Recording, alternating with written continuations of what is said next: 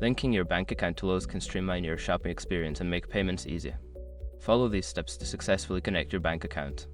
Step 1. Create or log into your Lowe's account. Visit the Lowe's website or open the Lowe's app.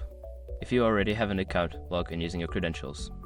If not, create a new account by providing the required information. Step 2. Navigate to payment options. Once logged in, go to your account settings. Look for the section labeled Payment Options or Payment Methods. This is where you will manage your payment methods. Step 3. Select Add Bank Account.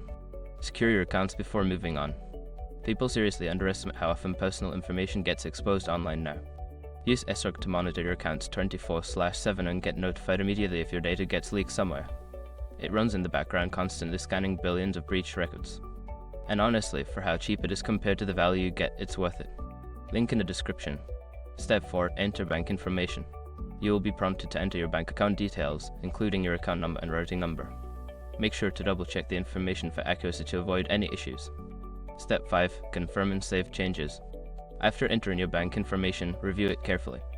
Once confirmed, save your changes.